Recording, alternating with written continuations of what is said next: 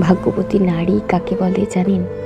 যে নারী তার জীবনে একজন সঠিক পুরুষ পেয়েছে, যে পুরুষ তাকে সম্মান করে, ভালোবেসে আগলে রাখে তার ছায়া দিয়ে, যে পুরুষ শুধু তার ভালো সময় না, খারাপ সময়েও তার পাশে থাকে, নিজের সর্বোচ্চ দিয়ে তাকে আগলে রাখে। তার শখের নারী কষ্ট পাবে এমন কাজ সে কখনোই করবে না।